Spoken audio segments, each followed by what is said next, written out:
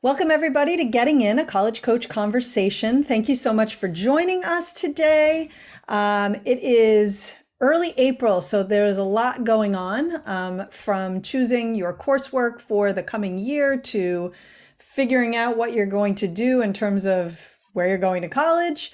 And then maybe even for those of you who are a little younger thinking about saving for college. And so you're in luck because we're going to cover all of those things today, or pieces of those things today. We're definitely going to be talking about curriculum choices, and we're going to start with that. But later on in the show, we're going to talk about a timeline on saving for college. And we're also going to talk about those of you who maybe are thinking that you don't love your results and maybe you're going to want to reapply to college, maybe to some of the same colleges that you just heard from. So we have some thoughts on that. But first, my colleague Julia Jones, who is a former Brandeis AO and also a former school counselor, so has been on both sides of this issue in the past, is here to talk about AP and IB. Hi, Julia. Hey, Beth, how are you? I'm good, thanks. Thank you for joining today for this, what I see as a pretty important conversation. And the reason I know it's important is because we get questions about this all the time. Yes, absolutely. So why don't we start with a really quick definition? So we do get questions about AP classes, IB classes. What are those for people who maybe are less familiar?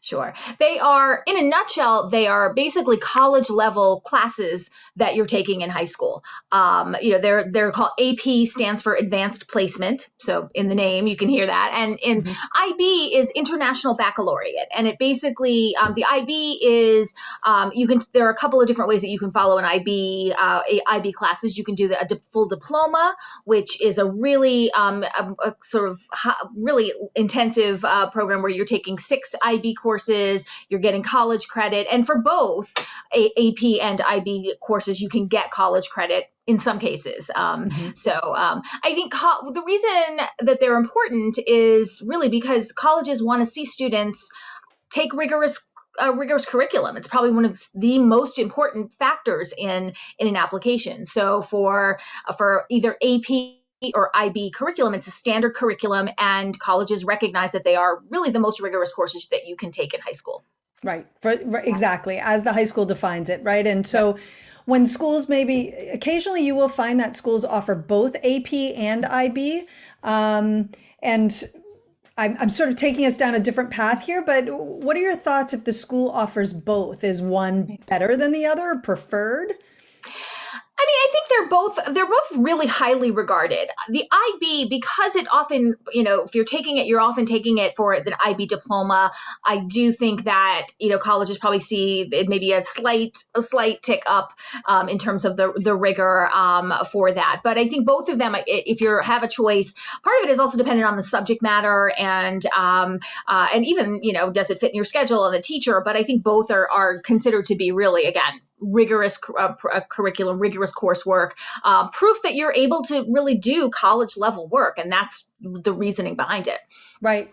And, one more thing I had a couple of schools when I was at Penn where they offered both AP and IB. And at one of the schools, the IB curriculum, they said, this is our most rigorous option. At the other school, they basically said, we don't say that IB or AP is more rigorous. We allow students to take a mix.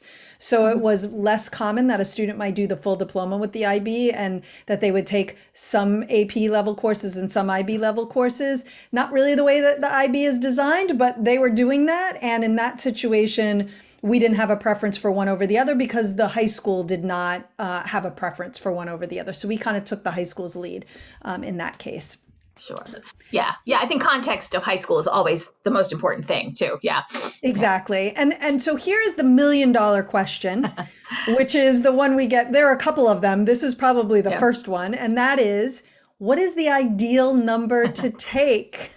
Right, exactly. And I think, again, as with almost always, our answer is, it depends, right? It's not, there's not a magic number. I think that it really, you have to find that balance. We've talked about this in other segments, I'm sure, about, again, you want to challenge yourself where it makes sense to do so.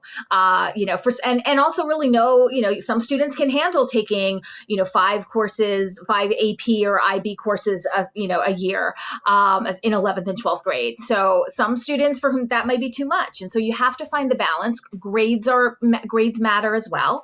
And always you focus on your strongest subjects. If you are, a real STEM focused student, math and science are your best subjects, they're your favorite subjects. That's where you put your energy. If you, if those are challenging courses for you, maybe the AP is going to be too much. So I think as always, it's going to vary for the student. It also depends on the schools that you're applying to. Yes. If you're really shooting for the most selective colleges, if you're looking at the Ivies, the expectation and the competition is going to dictate that you really need to be taking as many APs and IB courses as you can, because you're competing with students who are doing the full range, of core subjects in those areas. Less selective schools are not going to have that expectation, and so I think you have to. It really depends on the student and your list. Right. And I guess I would echo that and say that, again, at Penn, draw on that experience, our expectation was that students were going to go to the highest level available in all 5 major subject areas: math, science, English, history, and foreign language, by the time they graduated. And what that less frequently meant was that, for the most part, they weren't doing a lot of AP or IB in the early years, and that you might see those start to be added in junior year or senior year. And I mention this because I do sometimes have families feeling like the student needs to take every single AP that's available, every single IB that's available. And that's not really how to think about it, right? Instead, it's what you were just saying, where you're looking at the individual subject matter, at the progression that makes sense. And it's especially important that you're going into the more advanced areas in the areas you want to focus on. But to the last point you made, which was it really depends on the school. Yeah. Here's my next question, which is, do all schools expect to see these on a student's transcript?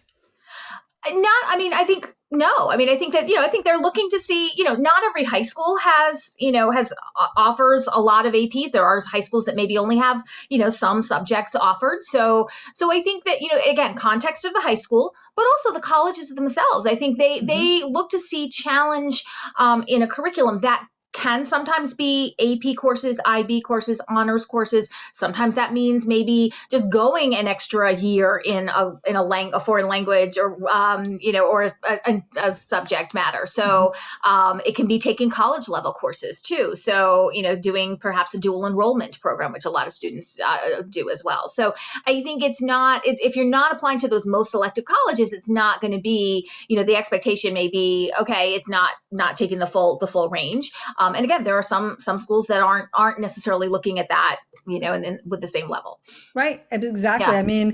More than about 80% of the colleges in this country are admitting more students than they're turning away. And for many of those, right? Hey, you took your college prep courses in high school.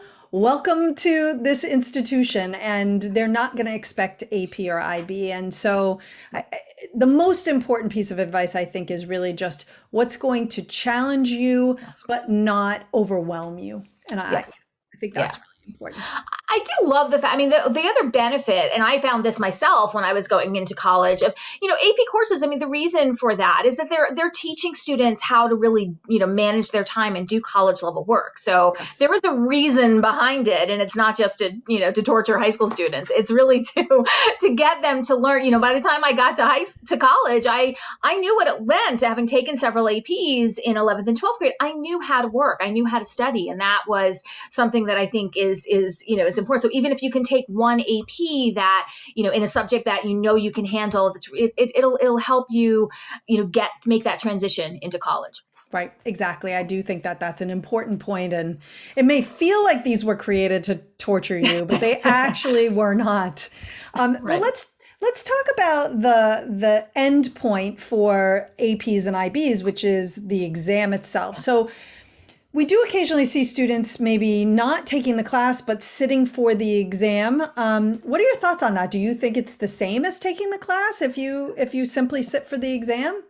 It's not. I mean, I think, the exam is there. That's what drives the college credit piece. So, you can, contrary to what some students think, because I get this question a lot too, of like, when do I submit them and how do I submit them? And you don't have to. They're not required. Colleges do not require students to submit those results. They can sometimes help in the process if you do well, but I think that it's really, they're designed to give credit. Taking the exam, so that's, you're not getting the benefit of having the full course. I think colleges are really looking at, again, the course that you're taking. They recognize it's a universal, college level, highest level class. So I think if it's a either or scenario, take the course, not the exam. Right. I think ideally you should do both, but I think if you're really trying to make that call, I think the exam isn't going to help you as much in the admissions process as taking the course on your transcript. And actually, that brings me to the next question, which is, do you have to take the exam? Is that always something that every student must do after they take the course? You don't. I mean, in some cases, it may be part of your high school, your grade for the course. Right. Some high schools do require it, so or really strongly encourage it. And so I think it's part of it is, if you've put all in the work over the year, I think it might be useful to take that. It's kind of it's sort of it shows that, and it definitely might get you some college credit. But I think you don't have to do it. And again, colleges you don't have to officially submit those scores. You can self-report them if they're strong, and that's our advice that we give, because I do think that it does show you've mastered the material, and you've mastered the course, not just the grade that you're getting in that, which is ultimately way more important, but also then you've been able to show it on an exam as well. Right, exactly. And, to that end, one of the things that I always tell my students, and in fact told my own son before he took his AP exam, was simply, you go in and see what happens. Now, certainly there are schools, like you said, where you need to take the exam and it's part of earning your final grade. I have seen schools where they incorporate the score into the grade. I'm not sure what I think about that. It doesn't seem quite fair, because what if they grade your AP a little harshly? I don't know. I think that's tricky. But I see no harm in simply going and taking the exam. And if it doesn't go well, you don't report the score. And if it does go well, awesome. Then that's a bonus. It's kind of how I see it. Exactly. So speaking of, what do you report? What is your advice around reporting scores? Which scores would you report? Sure. I think for the AP, it's on a scale of 1 to 5, and 4s and 5s are usually my advice, because those are the scores that are likely going to get credit for that too. So I feel like 3s are I think a little marginal. I would probably hold those back in most subjects too. Yeah. So Yeah. Yeah. It is true that that's the exact advice that I give as well. And it is certainly true that every once in a while, a college might ask, hey, I noticed that you reported these scores. Did you take this exam? And if you didn't take the exam, perfectly fine to say I didn't take it. Right. Or did you take this exam and what did you get? And if you did and you had withheld that score and they're asking for it, I think you give it to them. I have not seen that happen. I will confess that I once did that once. Again, I was at Penn, and Penn, having particularly, just difficult to get in, and a lot of really qualified applicants. And it was in an area that the student was planning to major in and had taken the AP and had not provided the score. And I knew that in committee, it was an engineering applicant. I knew that the engineering representative was going to say, well, what did she get in that AP BC score class? And I couldn't say I don't know, so I had to call and ask for it. And the student predictably had not done well and had chosen to withhold it. But I think that was kind of a perfect storm of things, which is that the score that she withheld was directly related to her focus. But since I've been doing this work, for 16 plus years, I have never had anyone tell me, oh my goodness, I didn't report this score and the college just called me and asked for it. So yeah, I've never had that happen either in almost 20 years. And I honestly, when I worked in admissions at Brandeis, now not as selective as Penn, but still selective. It didn't raise a flag if I didn't see an AP score. I don't think I ever really paid it. But again, if I saw 4 or 5, it corroborated. Yeah, okay, I can see you got an A in AP English and you got a 5 on the AP exam. It just sort of added some even more heft to that grade and that course. Exactly. And the Yeah. only reason that actually I had noticed that the score wasn't there was because I saw that the student had taken the class as a junior and I saw the grade and I knew again that this particular committee member was going to ask me about the score. And so that was what sent me on that. But otherwise, it wasn't something I was paying close attention to. When I saw the 4s and 5s, I was like, oh, this is great. This underscores what we already know. So to your point. Exactly. Yeah. Um, Yeah. any final thoughts about AP, IB before we wrap up? I mean, I think it goes to the real importance that colleges are placing on your challenge in your curriculum, and I think that that's the easiest way to do it. It does not mean, that you take every single one that's offered. Again, the challenge, not overwhelm, is really my mantra when I talk to students about, you've got to find the right balance and what fits for you. And, that maybe means, maybe taking an AP in your senior year or more, depending on the schools that you're applying to. But yeah, definitely really looking for that challenge. Yes, Yeah. absolutely. I think great point, but not overwhelming yourself, which is another great point that you made. So, all right, we are going to take a quick break and go to commercial. And when we come back, we are talking about saving for college and a timeline for those of you who may be interested in that. So don't go away.